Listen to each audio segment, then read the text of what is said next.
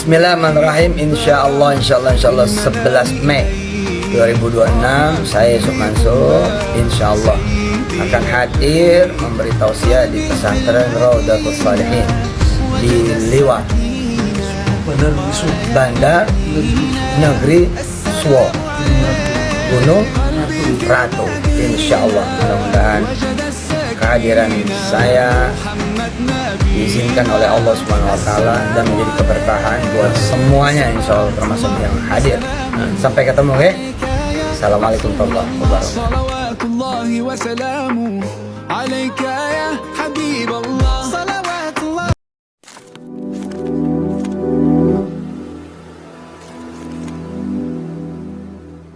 Bismillahirrahmanirrahim. Insyaallah 11 Mei 2026 saya Yusuf Mansur insyaallah akan hadir memberi tausiah di pesantren Raudatul Shalihin di Liwat, Bandar Negeri Suwo, Gunung Ratu. Insyaallah mudah-mudahan kehadiran saya diizinkan oleh Allah Subhanahu wa taala dan menjadi keberkahan buat semuanya insyaallah, termasuk yang hadir. Sampai ketemu ya.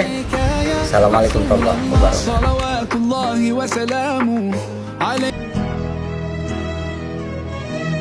يا ربي يا نبي نديك جود عليا قلبي نبيك رجع ندمان لك يا رحمن توب عليا ورجعني ليك يا ربي يا نبي نديك جود عليا قلبي ناديك راجع ندمان لك يا رحمن توب عليا ورجعني ليك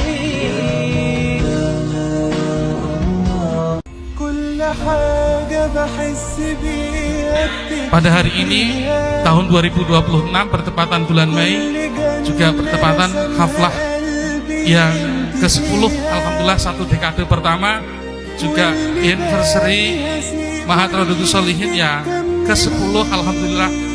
Mahat Raudatul Shalihin bisa sampai di titik ini bukan karena pimpinannya yang bagus, bukan karena pengurusnya yang hebat, juga bukan karena pondoknya yang keren, akan tetapi tentunya adalah salah satu jawaban daripada doa daripada bapak dan ibu semuanya yang ada di Suwoh, Bandar Negeri Suwoh, Lampung Barat ini. Tentunya juga peran penting daripada doa kedua orang tua dan dewan guru-guru kami semuanya, sehingga Mahat Raudatul Shalihin sampai detik ini bisa bertahan di dekade yang pertama ini. Makanya dia disebut Rabbul Mustaqafin. Saya Pak cinta benar mau. Oh cinta benar. Cuma Allah Pak yang langsung sok satu. Lihat orang-orang kaya yang saya datangi, wajah.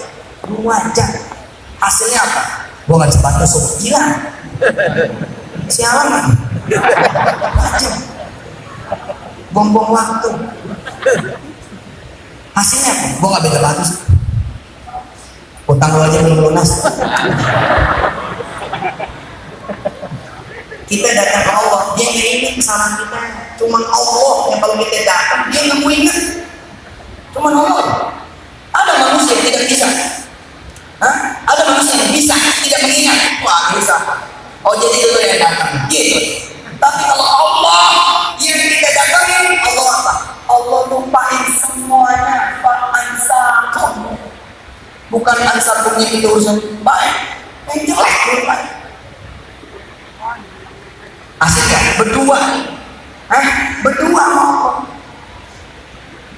Coba ibu, yang nggak punya cincin, yang nggak pakai cincin, yang nggak pakai cincin mana? Sian banget.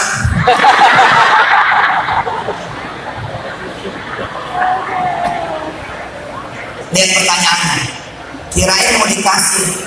Dengerin, yang saya kasih kuncinya dong. Ibu mau berapa gram?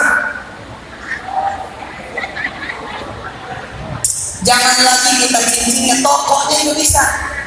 Nggak percaya, jajal. Semua yang kita butuhin punya tiga.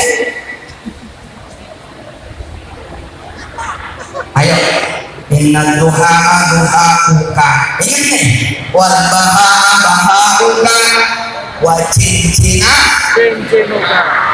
Wa kalunga. Wa gelana. Wa diwana. Wa masa. Wa tambangan. Saya minta tambang sama Allah, minta tambang emas, tambang minyak, tambang batu bara, tambang nikel, semua tambang saya minta sama Allah Subhanahu wa Ta'ala. Betul. Alhamdulillah Pak, nggak ada yang dikasih. Kenapa? Kata Allah apa? Repot suh. Repot. Yang aku kasih, yang punya aja nih, jadi teman kamu. Masih 2013 tuh saya tulis. 2011, ya Allah saya pengen tambang batu bara, saya pengen tambang minyak, saya pengen tambang emas, saya pengen tambang nikel, saya pengen tambang pasir, cepat. Kemudian saya bilang sama semua pemirsa di Ikhwan, pemirsa di AKP, aminkan doa saya pengen bangun 1000 sekolah gratis. Ya Allah, saya pengen punya ini semua. Sampai sekarang nggak dikasih.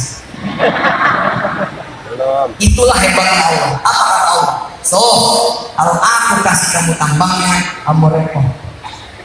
Yang penting aku udah tahu, aku udah dengar. Yang kamu perluin itu siap, aku akan bantu. Jadi yang dibawa sama Allah kepada saya siapa? Yang punya pabrik baja, kamu berdiri pabrik. Yang dikenal sama Allah, Abu Di. Sebelum ini setahun, dia duit buat gua tuh. Iya, kan?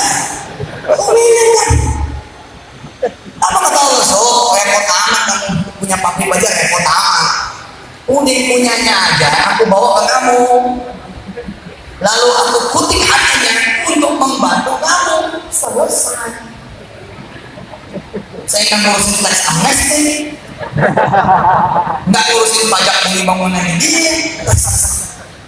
Di antara jajaran ini saya bilang, saya pengen punya restoran, nggak dikasih juga. Tapi yang dikasih apa? Pengusahanya. Datang nih pengusahanya, warung steak, 1 triliun 1 tahun, 1 tahun. Apa kata yang punya? Pokoknya sekian persen buat perjuangan antum. Sekian persennya itu Allahumma sholli wa sallim wa barik alaihi wa ala ahli.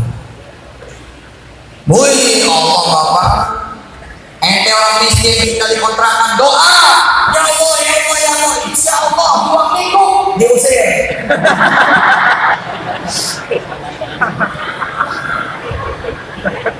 Diusir.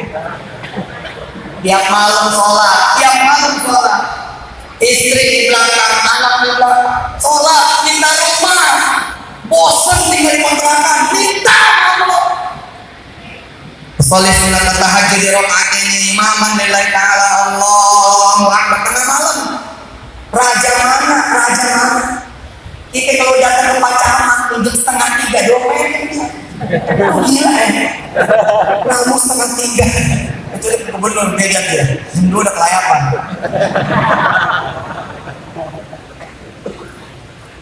Kita sholat. Bismillahirrahmanirrahim.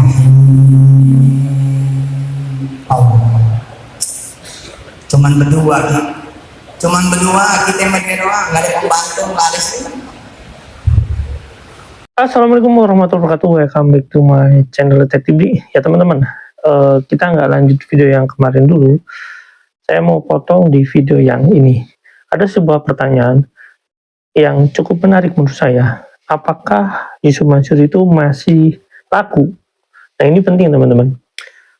Yusuf Mansur itu punya beberapa afiliasi di beberapa kota. Di kota misalkan contoh ya di Malang gitu, terus di Bandung punya afiliasi.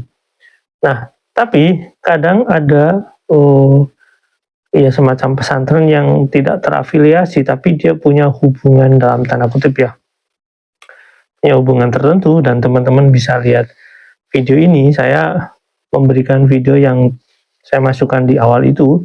Ada video yang terbaru Yusuf Mansur di bulan Mei itu di tahun 2026 ini, dan juga ada video lama 9 tahun yang lalu kurang lebih tapi di kota yang sama. Nah, artinya begini teman-teman, Yusuf Mansur nggak laku, iya. Tapi untuk terafiliasi oleh beberapa pesantren itu iya. Jadi masih diundang untuk mendatangi pesantren tersebut iya. Atau misalkan untuk acara-acara resmi di pesantren tersebut iya. Nah, mengapa para dalam tanda kutip di sini ya, para pemangku pesantren itu masih mengundang Yusuf Mansur? Nah, mungkin ada keterkaitan beberapa hal mengenai bab apa ya, semacam kayak pencarian dalam tanda kutip ya, sedekah gitu, dan pencarian donor, dan mereka kadang-kadang lupa gitu ya, apakah benar-benar ini pemangku pesantrennya ini nggak melihat, atau dia benar-benar melihat tapi dia nggak peduli dengan kondisi sosial yang sekarang, dengan tuntutan Yusuf Mansur yang harus melunasi hutang-hutang dia dan dia lari dari tanggung jawab, atau memang dia dalam tanda kutip ya teman-teman, dia itu masih mencoba memanfaatkan momentum Yusuf Mansur bangkit gitu ya. Kalau saya nggak tahu ya teman-teman. Nah, tapi teman-teman bisa simak bahwasanya video yang terbaru ketika Yusuf Mansur di pesantren tersebut, saya nggak mau menyebutkan pesantrennya, dan Yusuf Mansur diundang di kota tersebut. Itu di Lampung ya teman-teman. Yang terbaru di Lampung, tapi yang video lama itu yang terakhir, yang panjang itu, yang sedang berpidato itu video lama sekitar 9 tahun yang lalu itu di masjid. Nah, yang menarik adalah jika kita berpikir bahwasanya mungkinkah di beberapa pesantren itu terafiliasi dengan Yusuf Mansur, bisa jadi teman-teman, karena di video tersebut ya teman-teman, kita bisa melihat ya teman-teman, Yusuf Mansur itu ya pertama ya berbicara bla bla bla gitu tentang jabatan Yusuf Mansur ya. Terus dia bertanya apa ada yang pakai cincin gitu ya. Terus dia bertanya juga soal tambang dia bilang soal tambang nikel, dia dulu berdoa soal tambang nikel, soal tambang batu bara, soal tambang apa-apa kayak gitu ya. Dan faktanya ketika dia masuk ke tambang-tambang tersebut, ya dia itu bertemu dengan mafia, atau mungkin dia sendiri bekerja sama dengan mafia gitu ya. Nah, sampai akhirnya dia dalam tanda kutip mengatasnamakan nama Allah gitu ya. Jadi gini, sob gitu ya. Dia kan sering seperti itu, seolah-olah Allah berbicara seperti itu. Ya saya nggak tahu lah, dia mencontohkan budi di sana sebagai orang yang dalam tanda kutip itu berurusan dengan besi. Saya nggak mau bilang dia punya tambang besi. Seolah-olah dia kayak diwakilkan oleh apa yang namanya, semacam dianugerahkan oleh Tuhan untuk ketemu Yusuf Mansur. Padahal dalam konteks aslinya ya kita sudah memberikan video yang jelas bahwasanya pengakuan Yusuf Mansur kerjasama dengan pengusaha tersebut yang namanya Budi. Terus kemudian Yusuf Mansur bilang juga usaha warung steak gitu ya teman-teman, usaha warung steak yang kemudian ditemukan dengan Jody gitu ya. Padahal kita tahu bahwasanya Yusuf Mansur bekerja sama.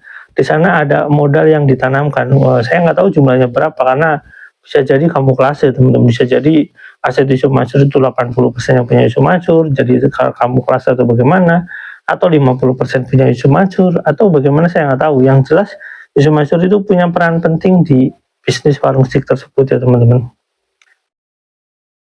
Ya pokoknya terlepas daripada Yusuf Mansur itu masih laku atau enggak sekarang, walaupun faktanya ya dari awal tahun sampai kemarin itu mungkin Yusuf Mansur cuma diundang 2 atau 3 kali, itu yang terafiliasi dengan Yusuf Mansur.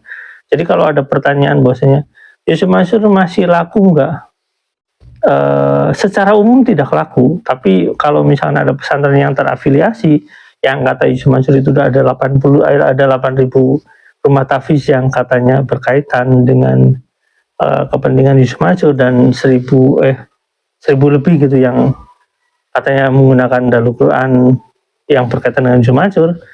Ya harusnya masih ada dalam 1 bulan ya teman-teman. Harusnya dalam 1 bulan itu ya minimal ada undangan 10 atau 30 gitu, tapi faktanya enggak. Jadi soal 1.000 sekian ratus ya rumah tahfiz itu yang berkaitan dengan Yusuf Mansur itu cuma bullshit ya teman-teman.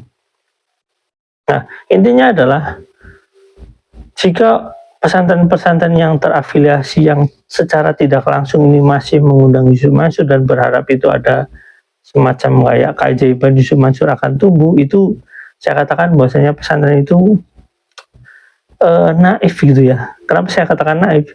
Karena Yusuf Mansur itu nggak ada niat untuk membayar. Bagaimana Yusuf Mansur mau pulih nama baiknya, sementara dunia digital itu kan sangat luas ya teman-teman, tidak bisa dihapus begitu saja jejak digitalnya.